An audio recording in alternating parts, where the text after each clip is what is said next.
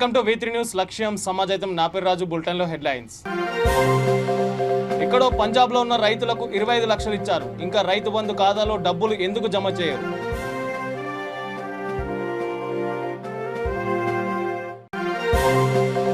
Food storage godown ను ప్రారంభించిన మంత్రులు. నాచారంలో 5 కోట్లతో ఏర్పాటు.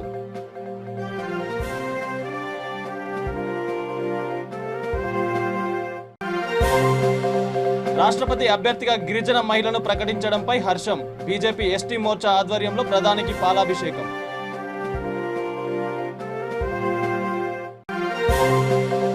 ఏపీ రాష్ట్ర కార్యదర్శి రుద్రరాజు వెంకట రామరాజు రాజీనామా.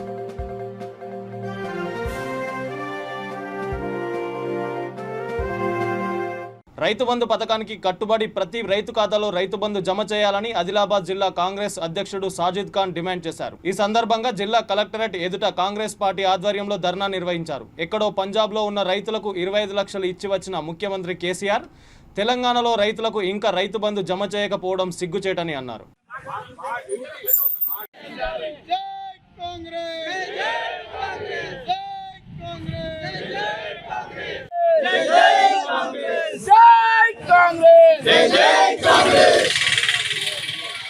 కలెక్టర్ గారు బయటికి రావాలి.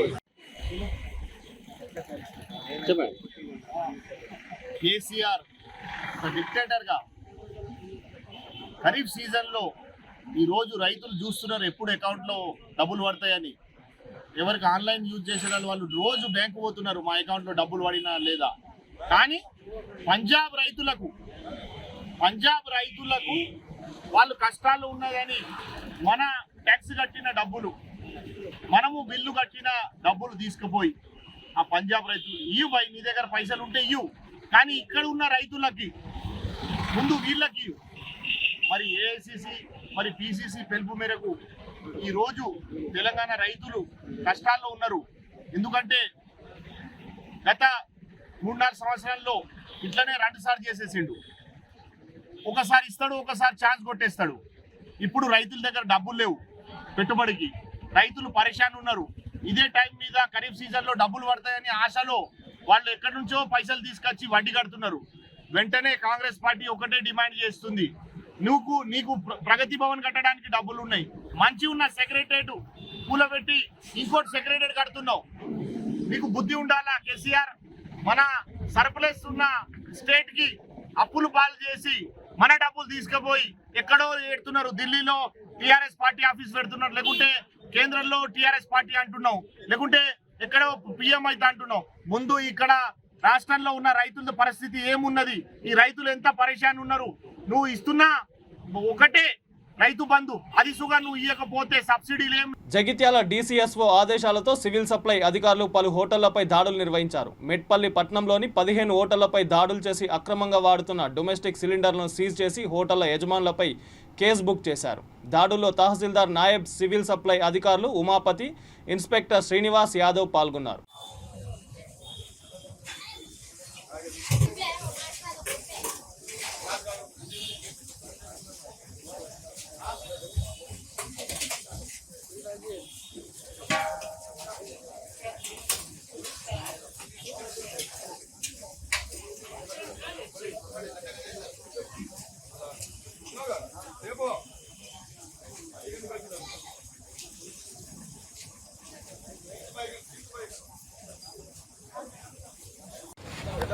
బాబు కొంచెం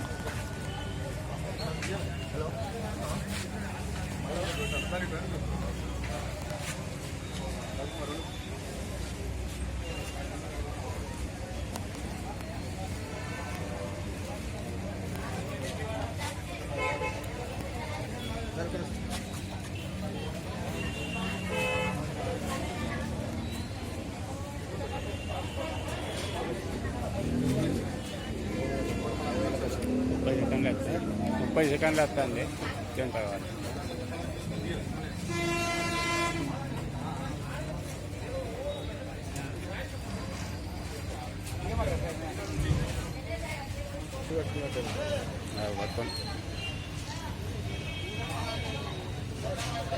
రాష్ట్రపతి అభ్యర్థిగా గిరిజన మహిళ ద్రౌపది ముర్మును ఎన్డీఏ ప్రభుత్వం ప్రకటించడంతో రాజన్న సిరిసిల్ల జిల్లాలో హర్షం వ్యక్తం చేశారు.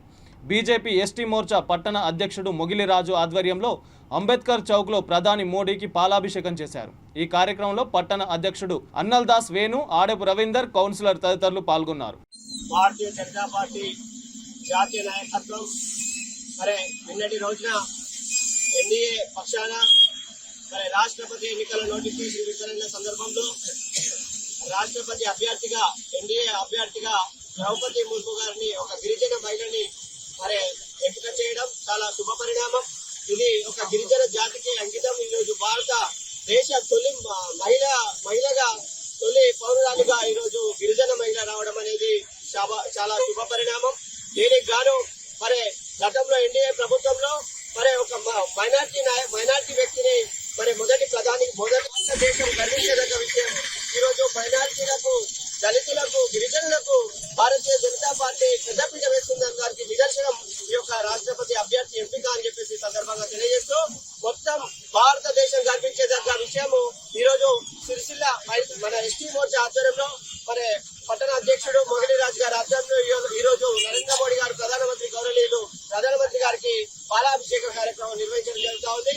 మరి తప్పకుండా మరి ద్రౌపది ముర్ము గారు వారు ఒరిస్సా నుంచి వారి ప్రయాణం దాదాపు ఉపాధ్యాయురాలుగా, తర్వాత కౌన్సిలర్ గా, తర్వాత 3 సార్లు ఎమ్మెల్యేగా, ఒకసారి మంత్రిగా ఒరిస్సా ప్రభుత్వంలో పనిచేసి తర్వాత జార్ఖండ్ లో మొదటి మహిళా ఒరిస్సా గవర్నర్ గా పనిచేసి నేడు భారతదేశ రాష్ట్రపతి ఎన్డీఏ అభ్యర్థిగా ప్రకటించడం అనేది చాలా గొప్ప విషయం.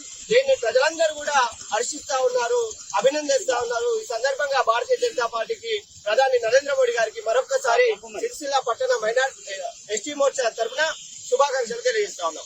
నాచారంలో 5 కోట్లతో ఏర్పాటు చేసిన తెలంగాణ ఫుడ్ స్టోరేజ్ గోదాంను మంత్రులు సత్యవతి రాథోడ్, సిహెచ్ మల్లారెడ్డి ప్రారంభించారు.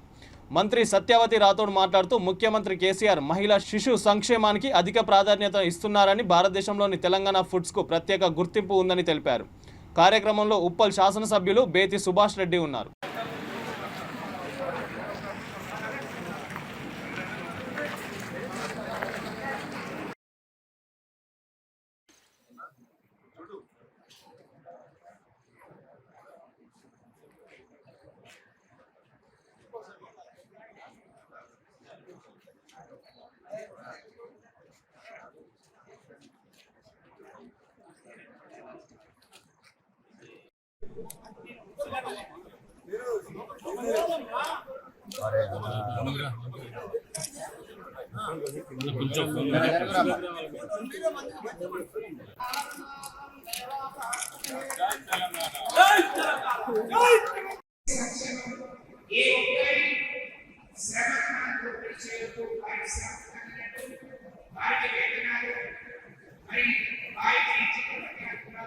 క్యాంపస్ లో 5 కోట్ల రూపాయలతో 5 కోట్ల రూపాయల ఖర్చుతో నిర్మాణం చేసిన గోడౌన్ని గౌరవ మంత్రివర్యులు అన్న మల్లారెడ్డి గారు, గౌరవ శాసనసభ్యులు సుభాష్ రెడ్డి గారు, స్థానిక కార్పొరేటర్ అధికారులందరితో కలిసి ప్రారంభోత్సవం చేయడం జరిగింది.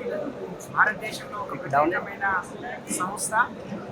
2 తెలుగు రాష్ట్రాలకు మరి 6 నెలల పిల్లవాడితో 6 ఏళ్ల బాబు వరకు, అలాగే గర్భిణీ బాలింతలకు బాలామృతం ప్లస్ అలాగే బాలామృతాన్ని ఇక్కడ నుంచి సప్లై చేస్తున్నాం. దాదాపు ఈ రాష్ట్రంలో ఉండే 35,700 అంగన్వాడీ సెంటర్లోని పిల్లలందరూ 15 లక్షల మంది పిల్లలకు, 7 లక్షల మంది గర్భిణీ బాలింతలకు మన బాలామృతాన్ని సప్లై చేసేటువంటి ఒక యూనిట్ని కొత్తగా కొత్త యూనిట్ కూడా రాబోతుంది. కేంద్ర ప్రభుత్వం ఈ టీఎస్ ఫుడ్లో తయారయ్యే బాలామృతం ఒకవైపు కేర్, యూనిసెఫ్, ఎన్ఐఏ అందరం కలిసి సంయుక్తంగా దీన్ని నిర్వహిస్తున్నాం. దీని రిజల్ట్ ఎక్కడైతే పిల్లలకు, గర్భిణులకు ఇస్తామో పిల్లలు కూడా ఉండాల్సిన బరువు కలిగి ఉంటున్నారు. మరి మాతా శిశు మరణాలు తగ్గిపోయాయి. దీన్ని మొత్తం దేశవ్యాప్తంగా ఇవ్వండి అని చెప్పి మాకు డిమాండ్ చేస్తూ ఉన్నారు. దేశం ఇవ్వలేము, దేశమంతా కూడా ఇవ్వలేదు, కానీ మా పక్కన ఉన్న తెలుగు రాష్ట్రంకి ఇప్పటికే ఇస్తున్నాం. మిగతా 5 రాష్ట్రాలకు ఇస్తామని చెప్పి కేంద్ర ప్రభుత్వానికి చెప్పడం జరిగింది. సో ఇది ఒక ప్రత్యేకమైన అమీన్పూర్ మున్సిపల్ పరిధిలోని లింగయ్య కాలనీలో 1,25,000తో ఏర్పాటు చేసిన హైమాస్ట్ లైట్లను మున్సిపల్ చైర్మన్ తుమ్మల పాండురంగారెడ్డి ప్రారంభించారు. ఈ కార్యక్రమంలో కౌన్సిలర్లు చదువుల మల్లేశం, బాషెట్టి కృష్ణ, తలారి రాములు, నాయకులు, కార్యకర్తలు పాల్గొన్నారు.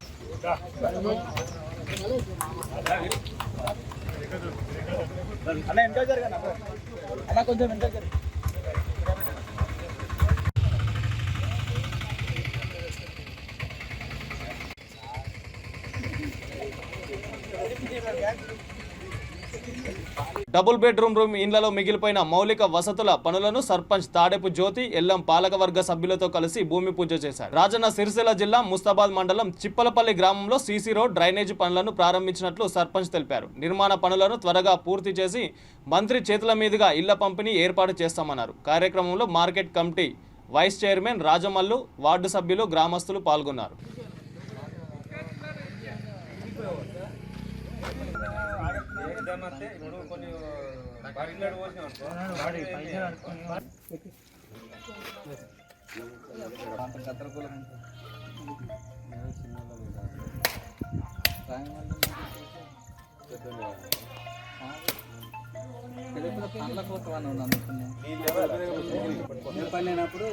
ప్రతి చాలా అంటుంది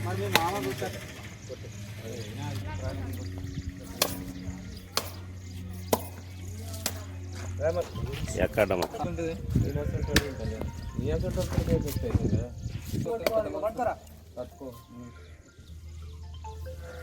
పని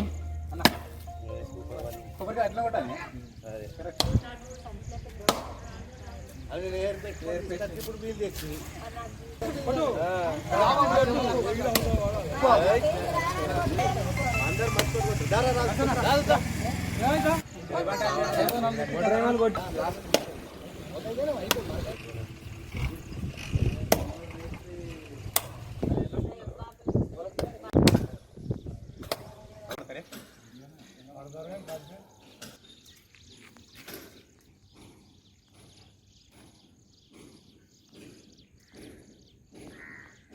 గ్రామంలో డబుల్ బెడ్రూమ్ల దగ్గర మిగిలిపోయినటువంటి పనులను, మౌలిక వసతులకు సంబంధించినటువంటి పనులను మంత్రి కేటీఆర్ గారి ఆదేశానుసారం పెళ్లి గ్రామంలో సర్పంచ్ గారి ఆధ్వర్యంలో డబుల్ బెడ్రూమ్ ఇళ్ల నిర్మాణంలో భాగంగా కొన్ని మిగిలిపోయిన పనులను ఈరోజు డ్రైనేజీ కానీ సెప్టిక్ ట్యాంక్ నిర్మాణం కోసం పనులు చేపట్టడం జరిగింది. ఈరోజు భూమి పూజ చేయడం జరిగింది.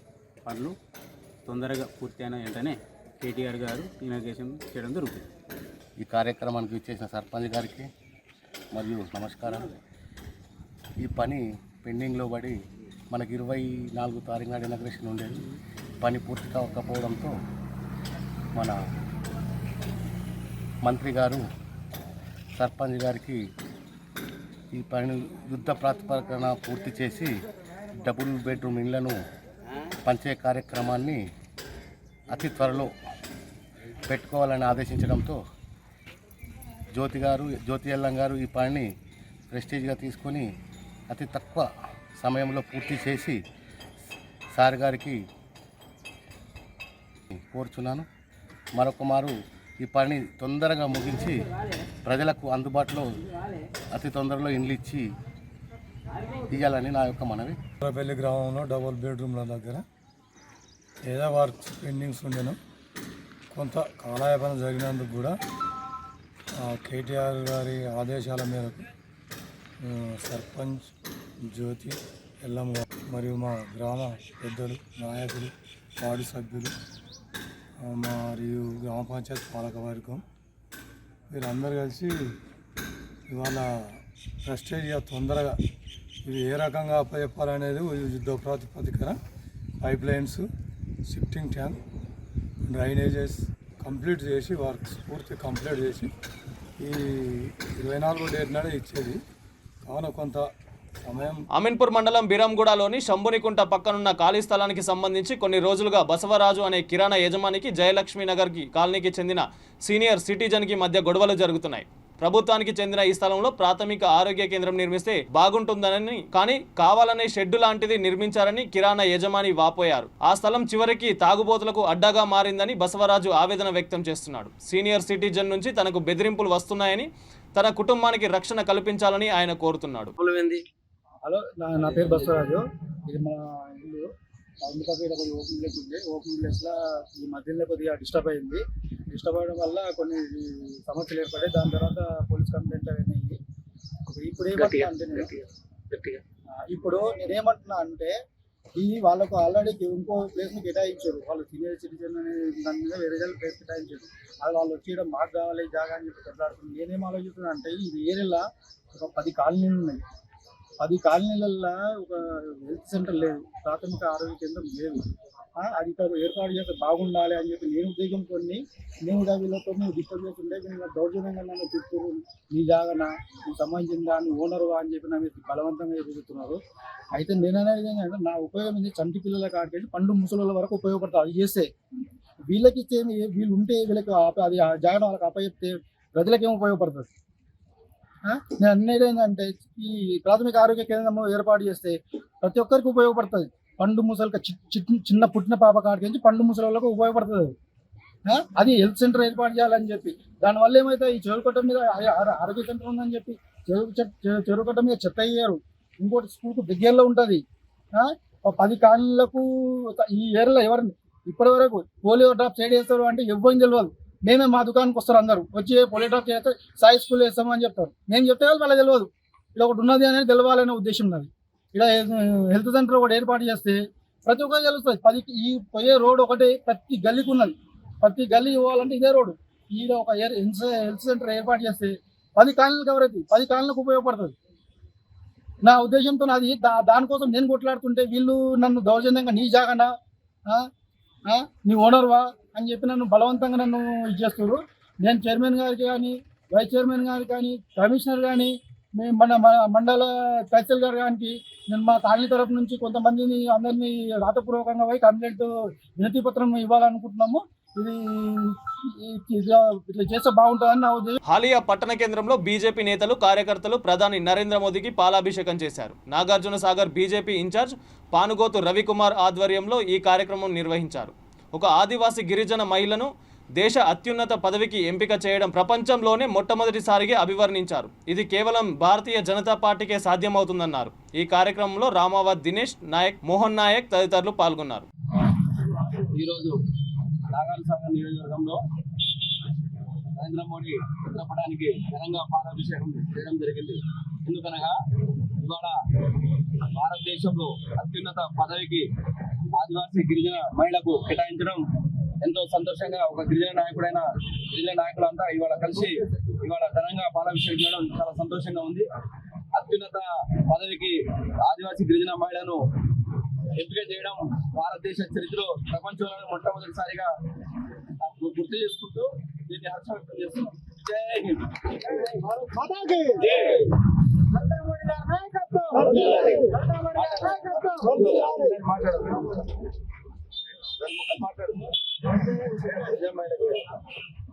రాజోలు నియోజకవర్గ వైసీపీలో ముసలం చెలరేగింది. వైసీపీ రాష్ట్ర కార్యదర్శి రుద్రరాజు వెంకట రామరాజు పార్టీ పదవికి ప్రాథమిక సభ్యత్వానికి రాజీనామా చేశారు. ఆయనతో పాటు 1000 మంది కార్యకర్తలు పార్టీకి గుడ్ బై చెప్పారు. సకినేటిపల్లి మండలం గుడిమూలలోని తన నివాసంలో మీడియా సమావేశంలో వెంకట రామరాజు మాట్లాడారు. వైసీపీ ప్రభుత్వం 3 ఏళ్ల పాలన పట్ల ఆయన అసంతృప్తి వ్యక్తం చేశారు.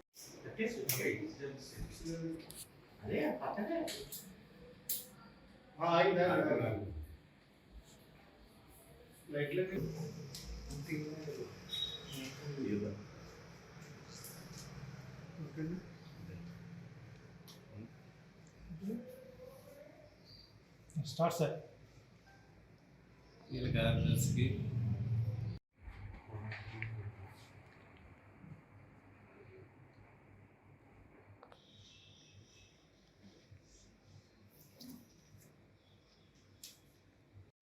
అందరికీ నమస్కారం. నా పేరు ఉండి సత్యనారాయణ రెడ్డి, మరి పొనమండ. నేను 2013 నుంచి 18 వరకు పొనమండ సర్పంచ్గా చేశాను, ప్రస్తుత సర్పంచ్ని. ఈవేళ రాజోలు నియోజకవర్గంలో ఉన్నటువంటి పరిస్థితులను బట్టి ఈవేళ వైఎస్ఆర్ కాంగ్రెస్ పార్టీకి రాజీనామా చేస్తున్నాను. అంటే మేము ఎంత మనస్తాపం చెంది పార్టీ రాజీనామా చేస్తున్నామో మీరందరూ గమనించి ఈ పార్టీని ఎవరెవరు వెనకుడి నడిపిస్తున్నారో, ఎవరెవరు వెనకాల నుండి జనసేన వాళ్ళకి పార్టీ పదవులు ఇచ్చి ముందుకు తీసుకెళ్తున్నారో, రీసెంట్గా మొన్నే మండలం సగిరెడ్డిపల్లి, మలికిపురం, రాజోలు, మామిడికుదురు మండలాన్ని పార్టీ అధ్యక్షులు మార్చడం జరిగింది. దీనికి మనస్తాపం చెంది నేను వైఎస్ఆర్ కాంగ్రెస్ పార్టీకి రాజీనామా చేస్తూ, మా మిత్రుడు ఇంచుమించుగా మేము 30 సంవత్సరాల స్నేహితులు, ఆయన ఏ పార్టీ నుండి ఆ పార్టీకి నేను ఆయన కూడా గంట నడవాలని గురించుకొని సెలవు తీసుకున్నాను. విశాఖ ఉషోదయ జంక్షన్ సమీపంలో రాష్ట్ర గృహ నిర్మాణ సంస్థ ప్రాజెక్ట్ అధికారి కార్యాలయం వద్ద సిపిఎం నేతలు నిరసనకు దిగారు. బక్కన్నపాలెంలోని నవోదయ స్కూల్ నిర్మాణ స్థలంలో పేదల గృహ స్థలాల సమస్యను పరిష్కరించాలని డిమాండ్ చేస్తూ సిఓ గది ముందు బైఠాయించారు. అధికారులు స్పందించే వరకు పోరాటం చేస్తామని హెచ్చరించారు.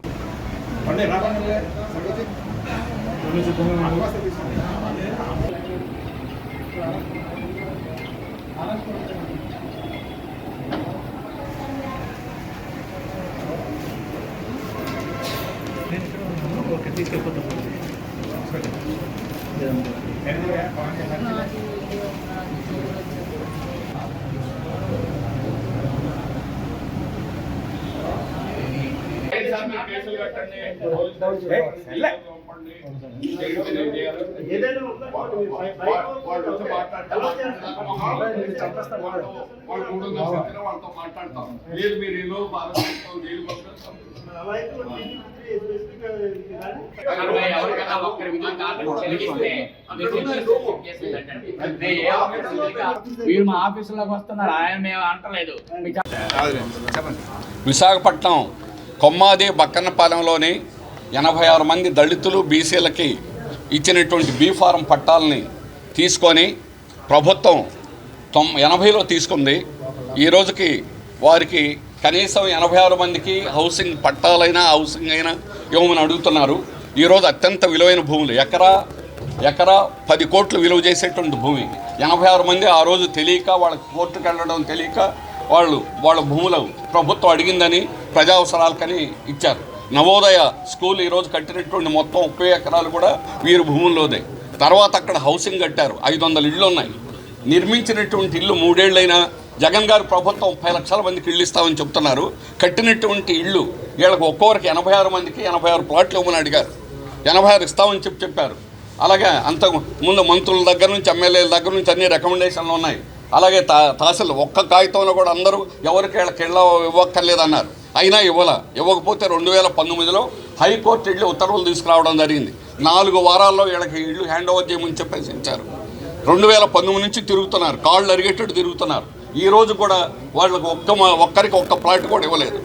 అందుకని ఈరోజు ఆందోళన చేయాల్సి వచ్చింది. అధికారులకు 3 రోజుల క్రితం మేము ఇక లెటర్ ఇచ్చాము, ఈరోజు వస్తాం దీని విషయం మాట్లాడాలని చెప్పని ఒక్క అధికారి లేకుండా ఈరోజు బయటకు వెళ్ళిపోవడం జరిగింది. కనీసం అయిన బాధ్యత కూడా లేదు వాళ్ళకి. సమాధానం కూడా ఒకవేళ వారు ఎవరికైనా కుదరక బయటకు వెళ్లాల్సి ఉంటే ఇదిగో మేము రాలేము, మేము ఉండడం లేదని కనీసం అయినా సమాధానం చెప్పాలా, మాకు ఫోన్ చేసి అయినా చెప్పాలా. ఈరోజు ఇక్కడికి వచ్చిన తర్వాత చెబుతున్నారు మేము ఎక్కడో క్యాంపులో ఉన్నాం. క్యాంపు కాదు, ఇంకెక్కడైనా ఎన్ని రోజులైనా వచ్చేదాకా మేము ఇక్కడే ఉంటాం. వీళ్ళకి హౌసింగ్ గురించి తేలేదాకా కూడా ఖచ్చితంగా మేము పోట్లాడతాం. ఇప్పటికైనా కూడా వారికి వెంటనే హౌసింగ్ అని ఇవ్వకపోతే దీనికంటే తీవ్రమైనటువంటి ఆందోళన చేయాల్సి వస్తుందని హెచ్చరిస్తున్నాం. బులెటిన్లోని హెడ్లైన్స్ మరోసారి. ఎక్కడో పంజాబ్లో ఉన్న రైతులకు 25 లక్షలు ఇచ్చారు, ఇంకా రైతు బంధు ఖాతాలో డబ్బులు ఎందుకు జమ చేయరు?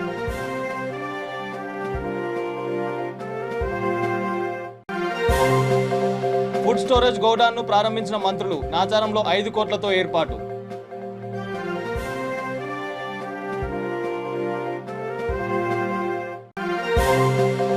రాష్ట్రపతి అభ్యర్థిగా గిరిజన మహిళను ప్రకటించడంపై హర్షం, బీజేపీ ఎస్టీ మోర్చా ఆధ్వర్యంలో ప్రధానికి పాలాభిషేకం.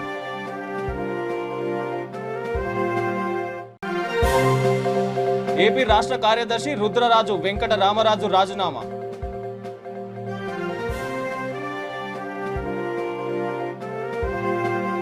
ఇది బులెటిన్లో న్యూస్. చూస్తూనే ఉండండి V3 న్యూస్, లక్ష్యం సమాజహితం.